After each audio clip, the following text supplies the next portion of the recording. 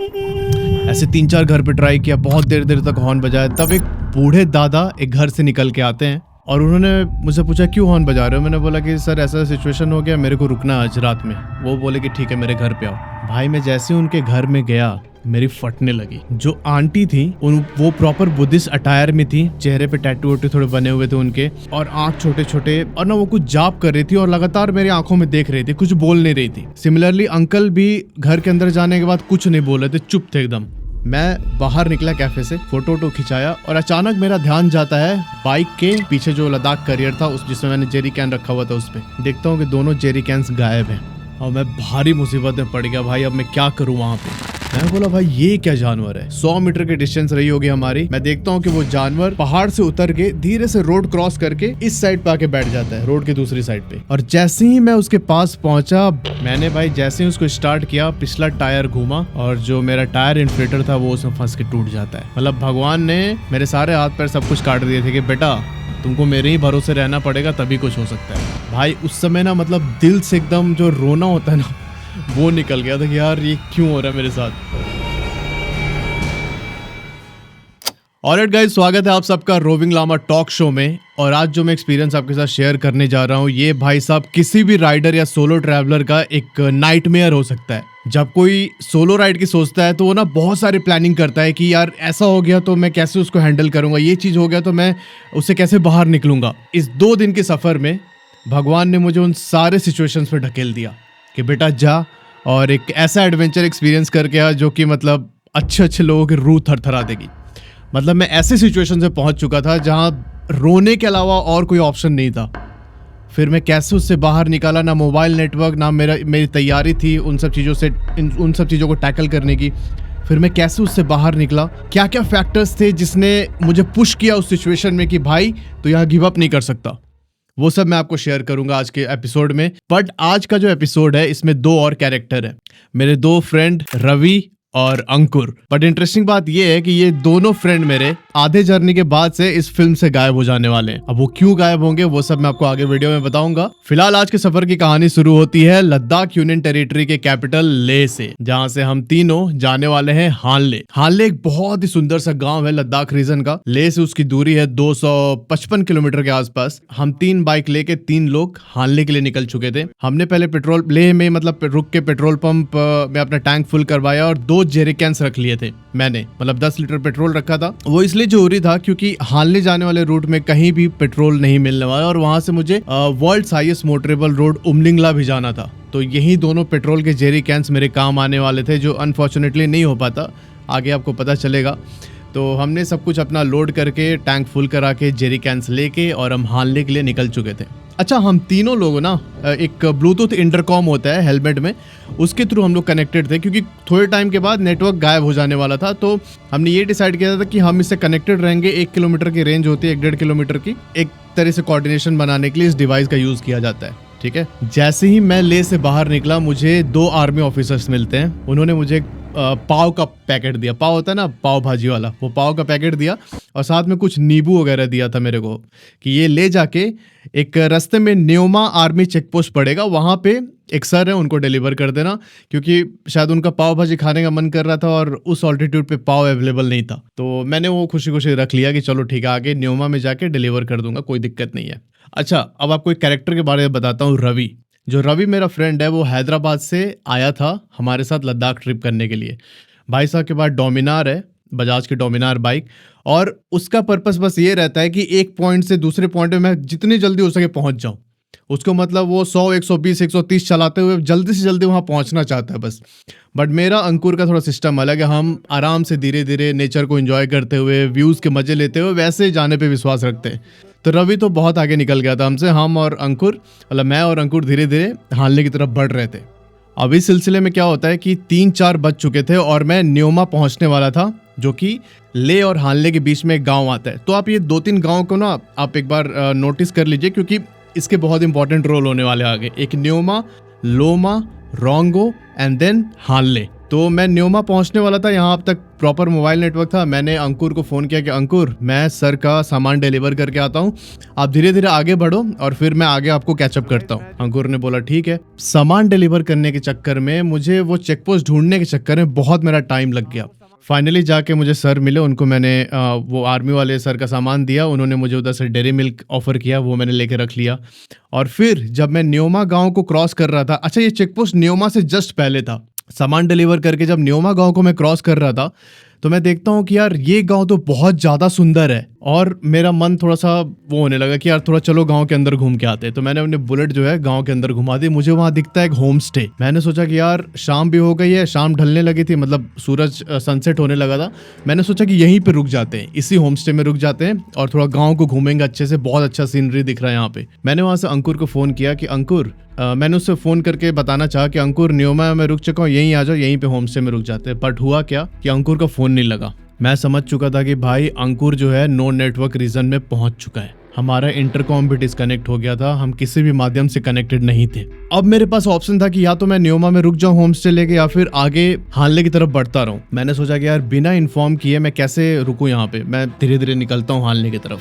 आगे एक और छोटा सा गाँव था लोमा। अब सनसेट ना पूरी तरीके से हो गया था, अंधेरा हो चुका था। मैंने सोचा कि अब लोमा में रुक जाऊंगा, मैं कुछ भी हो लोमा में रुक जाऊंगा, मैं कल जाऊंगा हानले, क्योंकि रात में इधर राइड करना मेरे को सेफ नहीं लग रहा था। मैं लोमा पहुंचा, वहाँ पे ITBP का बेस कैंप था। मैंने उनसे पूछा कि सर मेरे को यहाँ रुकना है, ऐसे सिचुएशन हो गई थी, मैं अपने फ्रेंड से मतलब मेरा कनेक्शन टूट चुका है और मैं भटक चुका हूँ, मेरे को प्लीज़ यहाँ पे रुकने दीजिए। तो उन्होंने बोला कि नहीं यहाँ पे तो ऐसे नहीं रुक सकते, मतलब अगर आपका कोई जान पहचान है, क्योंकि यहाँ पूरे फौजी लोग रहते हैं, अगर आपका जान पहचान है तभी आप अंदर जाके रुक सकते हैं। अब कहाँ से उस समय जान पहचान मैं लेके आऊँ, मोबाइल में नेटवर्क भी नहीं था। मैं फंस चुका हूँ बुरी तरीके से in the middle of nowhere. अब देखो सिर्फ पहाड़ और अंधेरा इधर। मैं भाई धीरे धीरे अब भगवान का नाम लेके हानले की तरफ बढ़ने लगता हूँ। हानले वहाँ से और 45 या 48 किलोमीटर के आसपास था। भाई पहाड़ जो इतने सुंदर लग रहे थे अभी तक, वो इतने डरावने हो चुके थे। अच्छा, ना उधर कोई गांव दिख रहा था दूर दूर तक, ना ही कोई लाइट दिख रही थी, ना ही कोई गाड़ी, कुछ नहीं दिख रहा था। भाई मैं सुनसान रास्ते पे चल रहा हूँ। बहुत देर राइड करने के बाद मैं पहुंच जाता हूँ रोंगो विलेज। अब यहाँ क्या होता है कि मुझे 3-4 घर दिखाई देते हैं जो कि मतलब बंद पड़े हुए थे। मैं भाई जाके हर घर के सामने हॉर्न बजा रहा हूँ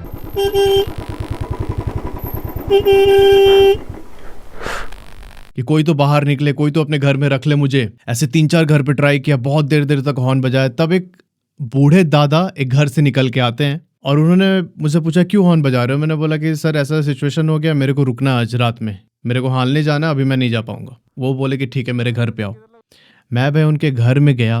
वो लोग बुद्धिस्ट, एक एल्डरली कपल थे, आई थिंक 60-70 की एज होगी अंकल की और 50-60 की आंटी की। भाई मैं जैसे उनके घर में गया मेरी फटने लगी।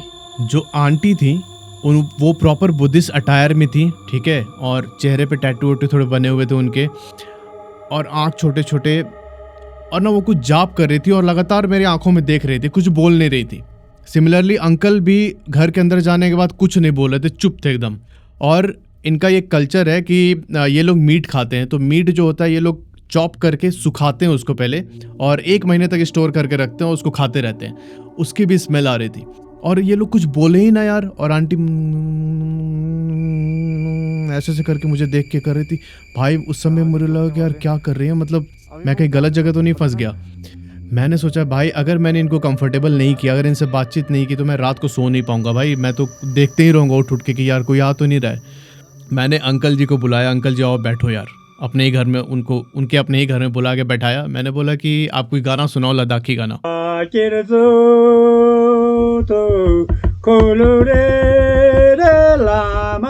मैंने अपना माउथ ऑर्गन निकाला, वो बजाया, मैंने इन दोनों को कंफर्टेबल किया, मतलब हमने एक बहुत अच्छा सा माहौल बना दिया। फिर वो लोग मतलब थोड़े खुले बताने लगे कि ऐसा ऐसा हम रहते हैं, ये मेरा कल्चर है, ट्रेडिशन है। और तब जाके एक अच्छा सा माहौल बना, एक हमारी अंडरस्टैंडिंग बनी और सिचुएशन थोड़ा लाइट हुआ। आंटी ने बहुत ही अच्छा खाना बनाया था, खाना खाया मैंने और रात को फिर आराम से सोया। अगली सुबह 6 बजे उठकर मैं फटाफट 40 किलोमीटर राइड करके पहुंच जाता हूँ हानले। जब हानले गांव पहुंचा और शाम को जब एक्सप्लोर करने निकला तब एक दूसरे होम स्टे से मेरे को सीटी आती है। जाके देखता हूँ कि मेरे दोनों फ्रेंड्स वहीं पे बैठे हुए हैं। मैं उनसे मिलता हूँ, सब सिचुएशन बताता हूँ कि ऐसे ऐसे हो गया था, और मुझे पता चलता है कि इनके ऑफिस से कोई अर्जेंट कॉल आ गया है, तो इन दोनों को कल सुबह ही ले जाना पड़ेगा। और वैसे ही होता है, ये दोनों सुबह सुबह उठ के निकल जाते हैं ले की तरफ, और मैं अकेला रह जाता हूँ हानले में आगे के एडवेंचर को अकम्प्लिश करने के लिए। अब देखो गुरु, जो मेन ड्रामा है ना, अब शुरू होने वाला है।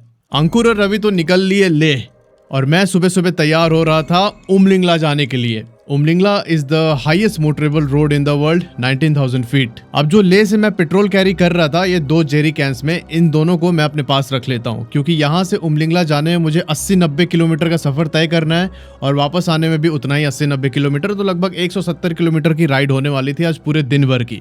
ये मेरा प्लान था, भगवान का कुछ और प्लान था, ठीक है। गाड़ी में मेरे 5-6 लीटर पेट्रोल बचा था। मैंने सोचा कि चलो ऊपर जब पहुंचूंगा उमलिंगला तो वहां पे जेरी कैन खाली कर लूंगा अपने टंकी में। अब देखो, हानले से उमलिंगला पहुंचने के 2 रास्ते हैं। एक रास्ता है नुरबुला टॉप होके, दूसरा रास्ता है फोर्टुला टॉप होके। अब जो नुरबुला टॉप का रास्ता है, ये एक्चुअली बहुत ही भूल भुलैया है। ये कोई रास्ता है ही नहीं, मतलब रोड नहीं है प्रॉपर, एक ओपन ग्राउंड है और उसमें पोल गड़े हुए हैं, तो उसको देख देख के लोग जाते हैं ऊपर तक। बट यहाँ दिक्कत ये थी कि इस रास्ते से जाने के लिए गांव के ही किसी गाइड को लेके अपने साथ जाना पड़ता था। अब मैं था अकेले राइड कर रहा था। मैं क्यों भाई गाइड करूं? जो ग्रुप राइडर्स होते हैं वो ये गाइड करते हैं, और जो उनको लेके ऊपर उमलिंगला तक जाता है। हाँ, अकेला। मैंने सोचा कि फोर्टुला से चलता हूँ। और फोर्टुला लोग इसलिए इग्नोर करते हैं क्योंकि ये रास्ता थोड़ा डिफिकल्ट है। मतलब जा रही है ना, लोग तो जाते हैं ना फोर्टुला, मतलब लेकिन जाते तो ना, एलोट तो नहीं है, फिर भी जाता है लोग ऐसे ही घूम कर आते। अलाउड नहीं है, एलोट तो नहीं है। फोर्टुला के रास्ते चलते 2.5-3 घंटे राइड करके मैं अब एक ऐसे पॉइंट पे पहुंच चुका था which was higher than the Everest base camp. मतलब यहाँ एक बोर्ड लिखा हुआ है कि आप एवरेस्ट बेस कैंप से ऊपर हैं। यहाँ मैंने अपना गमछा लहराया और उमलिंगला की तरफ बढ़ने लगा, उमलिंगला टॉप की तरफ। यहाँ से उमलिंगला की दूरी लगभग 2-3 किलोमीटर थी। अब जैसे ही मैं ऊपर पहुंचा, उमलिंगला से कोई 1.5 किलोमीटर पहले भाई भयानक बर्फबारी स्टार्ट हो जाती है। मेरे हेलमेट का जो वाइजर था उस पे पट ओले लग रहे थे, ठीक है। मैंने सोचा कि खोलता हूँ यार, इसे ऐसे तो दिखेगा ही नहीं। जब खोला तो ओले पूरे मुंह के अंदर घुसने लगे, तो मैं बार बार वाइजर बंद कर रहा था, खोल रहा था, बंद कर रहा था, खोल रहा था। मतलब टेम्परेचर तो समझ लो माइनस में था वहां पे। हाथ जो था, मैंने ग्लव्स पहना हुआ था, हाफ ग्लव्स था मेरे पास, अकड़ गए थे हाथ मेरे पूरे। मतलब इतनी ज्यादा ठंड हो रही थी, ग्लव्स में जो छेद थे उससे अंदर पूरे बर्फ घुस रहे थे मेरे। मैं उमलिंगला पहुंचा फटाक से, वहां पे अपनी गाड़ी लगाई, पेट्रोल के जेरी कैंस गाड़ी में ही छोड़ दिए, और भाग के वहाँ पे कैफे था, BRO कैफे, वहाँ पे गया। अंदर गया, मैंने बोला कि भैया मुझे बहुत ज़्यादा ठंड लग रही है, बर्दाश्त से बाहर है, आप प्लीज़ जो आपके पास सबसे गर्म चीज़ है वो दे दो मेरे को। भैया ने एक उबलते पानी का डेकची लाके मेरे टेबल पे रख दिया। मैंने भाई ग्लव्स निकाले अपने और उस गर्म पानी की डेकची को पकड़ के बैठ गया। ऐसे 5-7 मिनट तक बैठे रहा। जब सब कुछ नॉर्मल हुआ तब मैंने सोचा कि चलो अब बाहर जाके थोड़ा फोटो खींचते हैं। मेरा यहाँ तक का प्लान नहीं था। मेरा प्लान था कि उमलिंगला से और 25 किलोमीटर आगे एक देमचौक करके गांव है, जहाँ पे इंडियन आर्मी का डिप्लॉयमेंट है, बहुत अच्छा खासा बंकर्स बने हुए हैं, उनका चेक पोस्ट है। ये देमचौक आधा चाइना में आता है और आधा इंडिया में आता है। अच्छा, देमचौक में चाइना ने इतने हाई रेजोल्यूशन, इतने हाईटेक कैमरास लगा रखे हैं कि अगर आपने शर्ट में कितने बटन है वो तक उस कैमरे में कैप्चर हो जाता है। तो मेरा प्लान ये था कि मेरे बाइक में इंडिया का झंडा लगा है, मैं वहाँ तक बाइक लेके जाऊँगा और झंडा उनको दिखा के आऊँगा चाइनीज़ को कि लो भाई देखो ये हमारा एरिया। क्योंकि वो हमेशा डिस्प्यूट में रहते थे कि नहीं देमचौक पूरा उनका है, बट आधा उनके पास है, आधा हमारे पास है। ये सब मेरा प्लान था। मैं बाहर निकला कैफ़े से, फ़ोटो खिंचाया और अचानक मेरा ध्यान जाता है बाइक के पीछे जो लद्दाख करियर था उस जिसमें मैंने जेरी कैन रखा हुआ था उस पर। देखता हूँ कि दोनों जेरी कैंस गायब हैं और मैं भारी मुसीबत में पड़ गया भाई। अब मैं क्या करूं? वहाँ पे बहुत मैंने ढूंढा आसपास, मुझे मतलब कहीं नहीं मिला। ऑब्वियसली जिसने लिया होगा वो या तो जो बाकी के कुछ राइडर्स थे उनमें से किसी ने लिया होगा या फिर कहीं गिर गया होगा। अब यहाँ पे 2-4 राइडर्स और थे, वो बोल रहे थे कि आप चलो हमारे साथ हानले वापस, हम आपको सपोर्ट कर देंगे। रास्ते में अगर कुछ पेट्रोल खत्म हुआ तो हम आपको मतलब रिफ्यूल कर देंगे, आप हमारे साथ चल सकते हैं। मैंने बोला भाई मैं नहीं जा रहा, मेरे गाड़ी में लगभग 2.5-3 लीटर पेट्रोल है। मैं जाऊंगा देमचौक तक, वहाँ पे आर्मी का जो बेस कैंप है। अगर मेरी गाड़ी का पेट्रोल ख़त्म हो गया, अगर गाड़ी आगे नहीं बढ़ी तो भाई आर्मी हमेशा मदद के लिए रहती है। मैं उनके भरोसे जा रहा हूँ और महादेव के भरोसे। मैं देमचौक जाऊँगा जो भी हो, अगर वहाँ पे मुझे गाड़ी खड़ी करनी पड़े तो मैं कर दूँगा। भाई लोगों ने बहुत समझाया कि मत जाओ, फंस जाओगे, शाम भी होने वाली है, आपको आने में दिक्कत हो जाएगी। बट मैं इतना आगे का सोच ही नहीं रहा था। मैं सोच रहा था नहीं मेरे को देमचौक जाना है तो जाना है। मैंने डिसाइड किया कि मैं सारा देमचौक भाई। मैं 2.5 लीटर पेट्रोल टंकी में लेके पहुंच जाता हूँ देमचौक। वहाँ गया मैंने, वहाँ पे अपना काम किया, जो झंडा था वो दिखाया चाइनीज़ को, जो भी था सब कुछ किया मैंने, और उसके बाद वापस आने लगा कि चलो वापस आके देखते हैं कुछ जुगाड़ बनता है। तो जब मैं वापस आ रहा था तो मुझे एक ट्रक वाले ड्राइवर मिलते, एक ट्रक वाले भैया जो कि उधर ही के थे, लोकल थे। उनको मैंने रोक के पूछा कि दादा इधर कहीं पेट्रोल मिलेगा क्या? उन्होंने बोला कि इधर तो मुश्किल है, मेरे पास एक बॉटल में पेट्रोल है, आधा लीटर, ये डाल लो। तो उन्होंने मुझे आधा लीटर पेट्रोल दिया। मैंने उस पेट्रोल के डब्बे को खाली किया अपने टैंक में और आगे बढ़ने लगा। फिर जब मैं वापस लौटते समय BRO कैफे पहुंचा तो वहां पे भैया ने बोला कि आगे एक और आर्मी का बहुत बड़ा छावनी है, वहां पे आपको शायद पेट्रोल मिल सकता है। मैं खुश हो गया, भाई ओए मिल जाएगा पेट्रोल, कोई दिक्कत नहीं है। जब मैं छावनी पहुंच के आर्मी वाले सर से पूछा कि सर मेरे को पेट्रोल चाहिए, तो उन्होंने बोला कि हमारी सारी गाड़ियां जो हैं डीजल वाली हैं, अगर आपको डीजल चाहिए तो बताओ, जितना चाहिए आप टैंक फुल कर लो डीजल से, पेट्रोल यहाँ पे नहीं है। भाई मेरा दिल टूट गया। उन्होंने बोला कि अगर आपको पेट्रोल चाहिए तो आप यहाँ से 20 किलोमीटर आगे एक गाँव पड़ता है कोयूल। अब सुनना यहाँ पे इंटरेस्टिंग कहानी। कोयूल चले जाओ, वहाँ पे एक शॉप है, एक ही शॉप है, वहां पे आपको पेट्रोल मिल सकता है। मैंने भाई आओ दिखाना था, मैंने गाड़ी रपेट दिया कोयूल की तरफ। शाम भी ढल रही थी और मैंने सोचा कि कोयूल में ही जाके रुक जाऊंगा। कोयूल में पहुंचता हूँ, एक घर था वहां पे, उसका नाम था टोंग्सपॉल, कोयूल टोंग्सपॉल। तो जो विलेज हेड का जो घर होता है उसको टोंग्सपॉल बोलते हैं। वहाँ पे मैं गया, मेरे को बहुत रिक्वेस्ट करने पे, मतलब अंकल ने, उनका एक होम स्टे पहले चलता था बट वो बंद हो चुका था और ऑपरेशनल नहीं था। मेरे बहुत रिक्वेस्ट करने पे अंकल मान जाते कि चलो ठीक है कोई बात नहीं, रह लो। वहाँ मुझे पता चलता है कि मैं जिनके घर में रुका हूँ, बाय द वे पूरा ये पब्लिक डोमेन में इन्फॉर्मेशन है, मैं कोई क्लासिफाइड इन्फॉर्मेशन शेयर नहीं कर रहा हूँ। मैं जिस आदमी के घर पे रुक रहा हूँ ये स्पाई था, जासूस थे पहले, जिन्होंने तिब्बत में जाके बहुत बार जासूसी की है इंडियन आर्मी के लिए। वहाँ मैं पहुँचा तो वहाँ पे एक इंटेलिजेंस ब्यूरो के ऑफिसर आते हैं। ऑब्वियसली बॉर्डर एरिया था, वहाँ पे नेटवर्क भी चाइना का पकड़ रहा था। इंटेलिजेंस ब्यूरो के ऑफिसर आते हैं, उन्होंने मेरा पूरा पूछताछ किया, इन्वेस्टिगेट किया, कहाँ से आ रहे हो, कहाँ जा रहे हो, बैग में क्या है, ये सब कुछ हुआ मेरा। और बाद में फिर मैं रुका वहाँ पे, वहीं पर मुझे ब्लैक में पेट्रोल भी मिल जाता है और फिर अगले दिन सुबह पेट्रोल फुल करा के अपने गाड़ी में मैं वापस हानले आ जाता हूँ। I'm Jennifer Nundy and I work as a guide for the Snow Leopard for a UK-based company called Steps Travels UK. And I love Hanle because I'm visiting Hanle after about 30 years.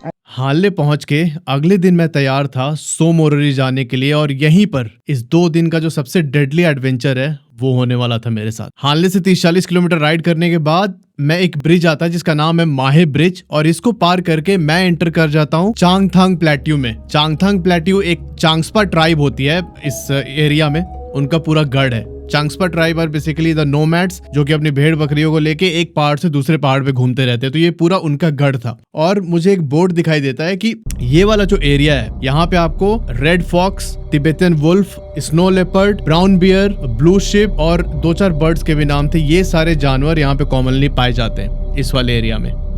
मैंने बोला यार क्या बात है, अगर कोई दिख जाए तो मजा ही आ जाए फिर तो। मैं भाई बड़े मजे में राइड कर रहा था, मुझे बहुत मजा आ रहा था इस एरिया में राइड करते हुए। 1-2 और छोटे छोटे लेक से, कियागर सो और एक आध और था, मेरे को नाम नहीं याद आ रहा है, उन सबको एक्सप्लोर करते हुए मैं धीरे धीरे आराम से बढ़ रहा था। और अचानक मेरी नजर पड़ती है एक इतने बड़े कोई इतना बड़ा कोई क्रिएचर था। उसका ना मुझे आंख दिख रहा था, ना मुंह दिख रहा था, ना पैर हाथ, कुछ नहीं दिख रहा था, क्योंकि वो ऊपर से नीचे तक बाल से ढका हुआ था। काला मोटा बाल, गुच्छेदार बाल, और ऐसा लग रहा था कोई बाल की दुकान वो मतलब मूव कर रहा है वहां पे। ओ ये क्या दौड़ रहा है, ये क्या दौड़ रहा है, ये क्या दौड़ रहा है? मैं बोला भाई ये क्या जानवर है। 100 मीटर की डिस्टेंस रही होगी हमारी। मैं देखता हूँ कि वो जानवर पहाड़ से उतर के धीरे से रोड क्रॉस करके इस साइड पे आके बैठ जाता है, रोड की दूसरी साइड पे। और ये सब कुछ कैप्चर करते हुए मैं धीरे धीरे उसके करीब पहुंच रहा था। और जैसे ही मैं उसके पास पहुंचा, भाई साहब वो मेरे पीछे पड़ गया। उसने बहुत तेज दौड़ाया, मुझे बहुत दूर तक दौड़ाया, करीब आधे किलोमीटर तक ऐसे ही मैं राइड करते रहा, एकदम मतलब फटे में, समझ रहे हो, जब रोड भी पूरा खराब, पूरी बजड़ी गिरी है, मैं उसे वो करके एकदम राइड कर रहा हूँ बहुत तेजी में। भाई ये मतलब मेरे पीछे ना पड़ जाए, काट कूट ना ले। आधे किलोमीटर 700 मीटर राइड करने के बाद मैं रुक के पीछे दिखता हूँ कि भाई कहीं मेरे सीट पर तो नहीं बैठा हुआ है, पर देखा कि नहीं, वो पीछे छूट गया जानवर। बाद में मुझे पता चलता है कि that was a Tibetan mastiff, एक वाइल्ड हिमालयन डॉग की वैरायटी। अगर 2-3 तिब्बतन मैस्टिफ ने आपको अटैक कर दिया तो वो इंसान को भी फाड़ फूड़ के खा जाते हैं, इतना खतरनाक था वो जानवर। अब मैं धीरे धीरे करके सो मोरोरी लेक की तरफ बढ़ रहा था। तो बेसिकली एक कारजोग करके विलेज है, कारजोग, कारजोक विलेज का नाम है और उसके साइड में एक लेक है जिसका नाम है सोमोरोरी। तो मुझे जो है बेसिकली कारजोक गांव पहुंचना था जहां पर कि मेरे को होम स्टे वगैरह मिलता रहने के लिए। अब मैं धीरे धीरे भाई ऐसे रास्ते से होके कारजोक की तरफ बढ़ रहा था। कारजोक से करीब 25 किलोमीटर पहले मैंने नोटिस किया कि मेरे टायर में बबलिंग हो रही है। मैं बाइक को साइड में लगाता हूँ और जब रुक के चेक किया मैंने तो देखा कि मेरा जो पिछला टायर है वो पंक्चर हो चुका है। उस समय मेरे पास ट्यूबलेस टायर भी नहीं था और प्रॉपर पंक्चर किट भी नहीं था मेरे पास कि मैं इसको ठीक करूँ खुद से। सिर्फ मैं एक टायर इन्फ्लेटर लेके चल रहा था कि कहीं अगर हवा कम हुआ गाड़ी में तो मैं उसको भर लूँगा। इस जगह पे ना मोबाइल नेटवर्क ना ही कोई दूसरा राइडर जा रहा है, बस मैं था अकेले इस पूरे रास्ते पे। और इससे भी जो बुरी चीज़ हुई वो ये कि जब मैंने टायर इन्फ्लेटर को बैटरी से कनेक्ट करके पीछे के टायर में हवा भरना चाहा तो मेरी गाड़ी गियर में थी। ये मेरे ध्यान से निकल चुका था कि गाड़ी गियर में। मैंने भाई जैसे ही उसको स्टार्ट किया पिछला टायर घूमा और जो मेरा टायर इन्फ्लेटर था वो उसमें फंस के टूट जाता है। मतलब भगवान ने मेरे सारे हाथ पैर सब कुछ काट दिए थे कि बेटा तुमको मेरे ही भरोसे रहना पड़ेगा तभी कुछ हो सकता है। भाई उस समय ना मतलब दिल से एकदम जो रोना होता है ना वो निकल गया था कि यार ये क्यों हो रहा है मेरे साथ। मैंने भगवान से बस ये बोला कि महादेव प्लीज़ मेरे को सिचुएशन से निकालिए, अब मेरे बस का कुछ भी नहीं है, अब आप ही जो कर सकते हैं वो कर सकते हैं। थोड़ी देर के बाद मैं देखता हूँ कि एक J&K नंबर की गाड़ी, जम्मू कश्मीर नंबर की स्कॉर्पियो थी, वो मेरी तरफ आ रही थी। तो एक ना फैमिली कश्मीर से यहाँ पे घूमने आए थे। उन्होंने रोका, देख के मैंने बोला भैया ऐसा ऐसा सिचुएशन हो गया है। तो उनके पास भी कोई भी किट नहीं था कि वो खोल के उसको बनाए या फिर ठीक करे। उन्होंने बोला कि आप हमारे साथ मतलब बाइक को आप यहीं लगा दो, अब हमारे साथ मेरे होटल चलो, ठीक है, वहाँ पे कुछ जुगाड़ करते हैं।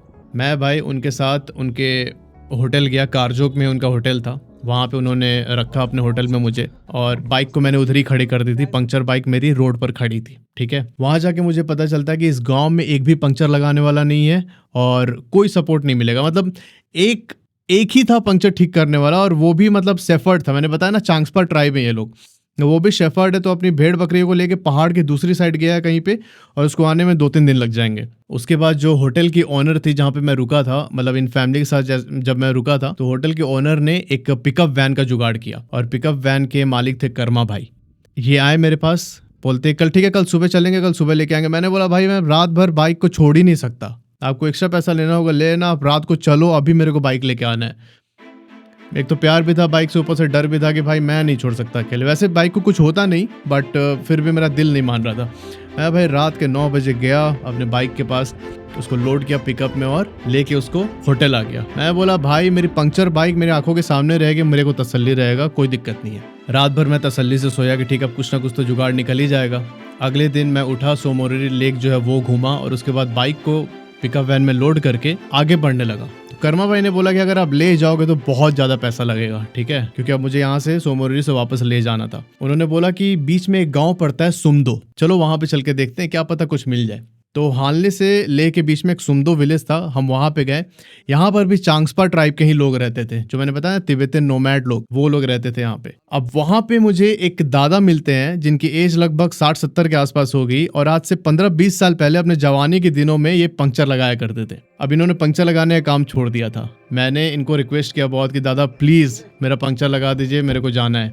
इन्होंने भाई बहुत रिक्वेस्ट करने पे अपना पिटारा निकाला, जो इनका बक्सा था धूल में सना हुआ, वो निकाला अपने गैराज से बाहर, उस पर कुछ टूल्स पड़े हुए थे उसको निकाला, अपना याक का खाल बिछाया। क्या होता है कि यहाँ पे जो बहुत ठंडी पड़ती है तो यहाँ पे जो याक इनके होते हैं वो मर जाते हैं, तो उनके खाल को निकाल के सुखा के उस पर ये लोग लेटते हैं, धूप वूप सेकते हैं।